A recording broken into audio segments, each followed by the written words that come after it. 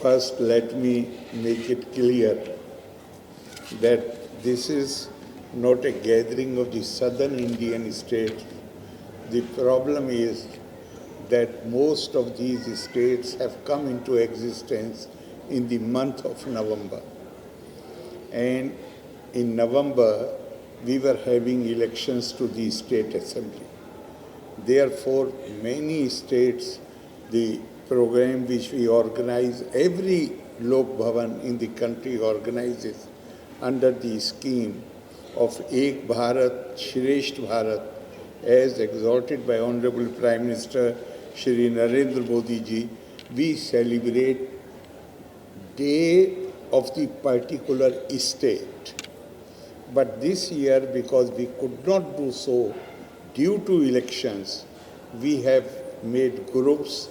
Yesterday, we celebrated 4 or 5 states establishment day. Today, we are going, and again, 3, 4 day after tomorrow, we are going to have. So next year, we will have it as we used to have earlier. Karnataka Day, Tamil Nadu Day, Puducherry Day, Kerala Day, but this year we had to make gurus. Secondly, I am very thankful to all of you for having accepted our invitation and took the pain to come here and join in this celebration. I would like to begin. I'm not going to speak about the individual states.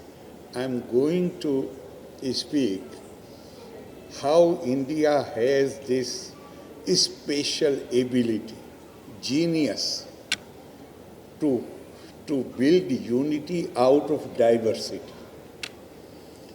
Even when India was politically fragmented, as Madam mentioned, there were, apart from British India, there were more than 565 states.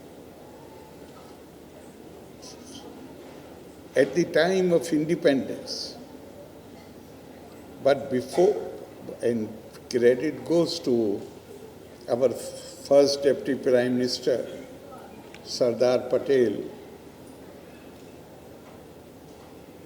and the world was awe-struck. So many world leaders have expressed great surprise how, without shedding a drop of blood, the country was unified. It is not an easy job. The country was fragmented for thousands of years. About 1200 years back, I said this while delivering Sardar Patel Memorial Lecture at the India International Center last year. I had said that Shankaracharya, at a very young age, he was born in Kaluri in Kerala. He started his journey. He toured the whole country, walked on feet. He established 4 mutts at a time when possibly there were many more states than 565. Totally politically fragmented. But he was able to create awareness in the whole country about the cultural and spiritual unity of this subcontinent. They may be under different political regimes, dispensations, but culturally and spiritually, we are one entity, despite all the differences. And I made this point that possibly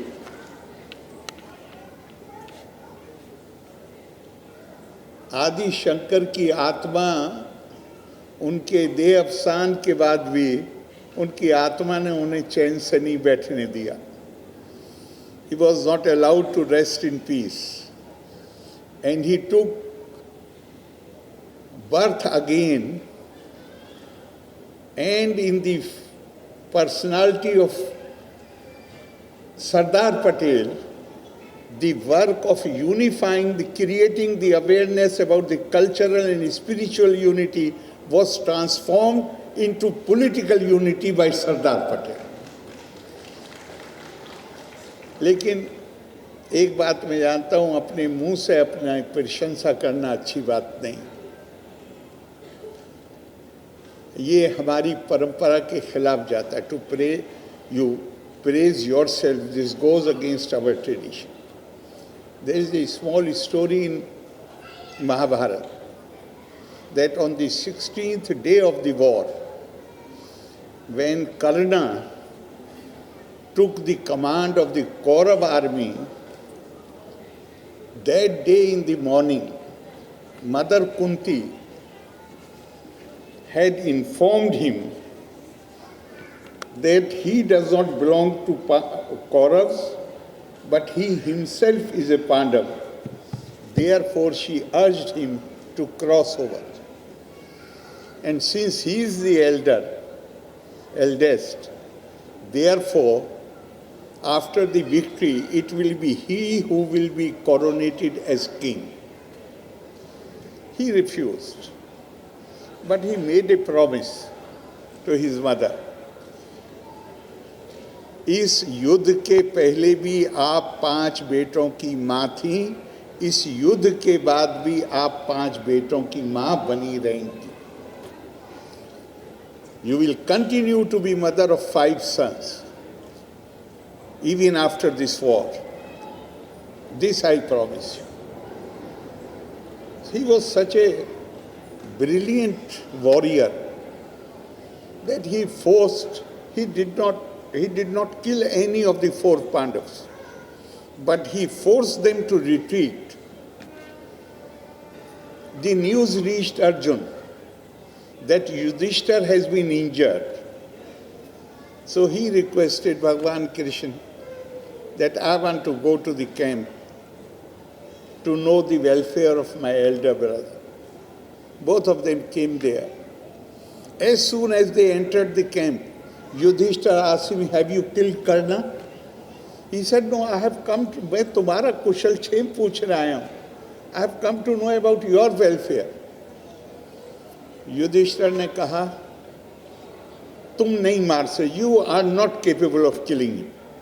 You give your bow Gandiv to somebody else.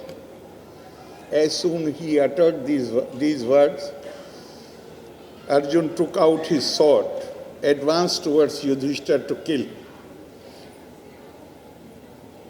Bhagavan Krishna stopped him and said, what are you doing? He said, I have taken a vow that if somebody asks me to separate this Gandhi from me, I will kill him. I am under oath. Then Bhagavan Krishna told him, there is another way out. Instead, you can honor your oath, but there is another way out. You go and abuse Yudhishthira. Because if you use somebody who deserves respect and reverence from you, if you abuse him, then it amounts to murdering that person. Arjun went and did as he was instructed. When he came after doing this, he wanted to kill himself. Then Bhagavan Krishna asked him, now what are you doing? He said, after abusing my elder brother, who is like father to me, do I have a right to live? क्या मुझे अब जीने का अधिकार है अपने पिता तुल्य बड़े भाई को गालियां देने के बाद? तो उन्होंने कहा उसका भी एक तरीका है. There is a way out. What is that? बाहर जाओ, collect people around you, speak to them and say that the world has not seen a warrior like me, neither in the past, nor today, nor it will see a warrior like me in the future. praise yourself sky high. He did so. And he asked, ये solution कैसे हुआ? उसने कहा, अगर आदमी अपने मुंह से अपनी प्रशंसा करे तो ये आत्महत्या के बराबर है. If you praise yourself, that it amounts to murder. तो मैं बहुत ज़्यादा, हम तो यहाँ पे, we are here basically to celebrate the India's genius to use diversity to strengthen its unity. But instead of I wax eloquent on this subject, I would like to quote, and this is a recent article, this is not very old. There is a Saudi journalist, his name is Khalaf al-Harbi. About 7 years back, he was in Mumbai, and from his room in the hotel where he was staying, he has written this column for his newspaper, and he is one of the top columnists of Saudi Arabia, Khalaf al-Harbi. And he writes, the title of the column is, India, a country that rides elephants. This is the title. And then he writes, in India, there are more than 100 religions. We often talk about, he's stating it correctly. In fact, it may be more than 100. So he says, in India, there are more than 100 religions and more than 100 languages. Yet the people live in peace and harmony. They have all joined hands to build a strong nation that can produce everything from a sewing needle to the rocket which is preparing to go to Mars. Then he says, and that I find very interesting, he says, I must say that I feel a bit jealous because I come from a part of the world which has one religion and one language, yet there is killing everywhere. No matter how the world speaks about tolerance, India remains the oldest and the most important school to teach tolerance and peaceful coexistence regardless of the religious, social, political, or ethnical differences. Further, he adds that this is a picture which was created about the anti-India propaganda. He says that this is a picture which has been created by our extreme judgment of things. So people in the past, I'm not talking of Indians, I'm talking of non-Indians, in the past, in the present, they all recognize that India has this capability. And why it is so? That question has not been answered. The reason why we are able to hold together is that our culture, our civilization, our culture is not defined by alienable and variable factors like color of our skin, the language which we speak, various rites and customs. Our civilization and culture is defined by Atma.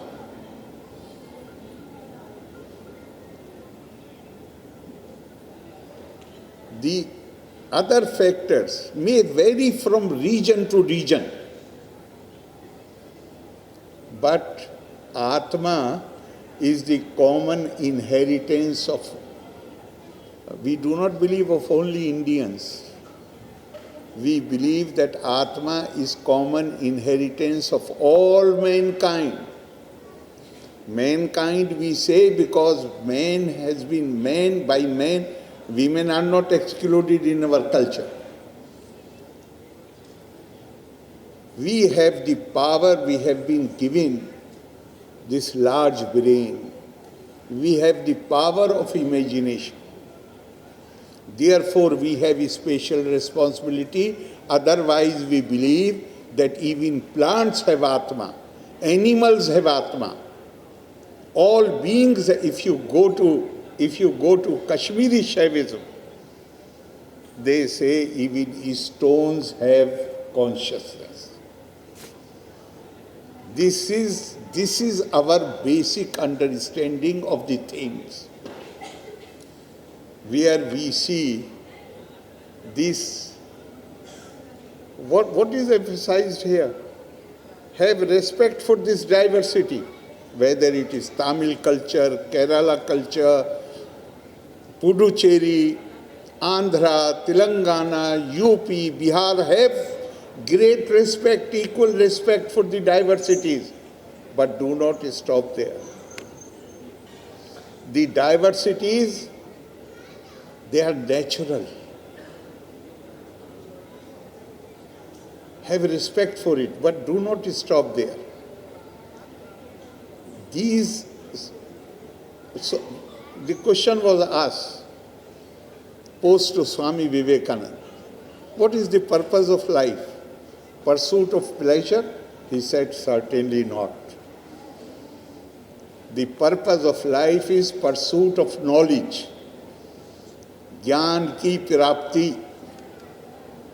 If the purpose of life is pursuit of knowledge, then what is the purpose of knowledge? The purpose of knowledge is to develop the ability to see the real unity behind this apparent diversity.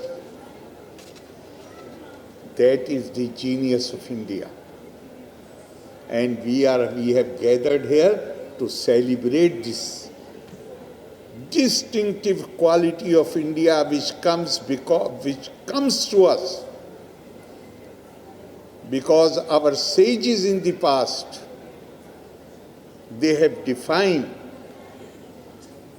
this whole civilization by Atma. We see each one. Ishavasya midam sarvam yat kinjaktiyam jagat.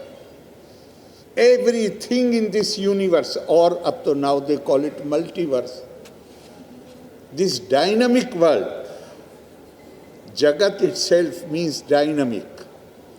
So everything in this dynamic world is inhabited by the Supreme Spirit itself. When everything is inhabited, every individual is inhabited by the Supreme Spirit itself, then each one, India has given the concept of divinity of mankind 1,000 years back. The world has recognized dignity of mankind for the first time only in 1948 through Declaration of Human Rights. And divinity of mankind, you will agree, is a much more comprehensive concept than dignity. Dignity of mankind is very good, great, but divinity of mankind is much more comprehensive than that. And we believe in the dignity of mankind. Therefore, our respect for every individual, for every group, whether it is cultural group, it is lingual group, a group of people who share the not only common belief, but how to give expression to that belief and faith. We have equal respect, great respect for everybody. And we have gathered here to celebrate that special quality of India where diversity can be utilized, can be used to strengthen our unity, our national unity, our integrity. I am very thankful to all of you for having taken the trouble to come here, responded to our invitation, and I wish you very best. Loka samasta sukhino bhavantu. Dhanyavad. Jai Hind.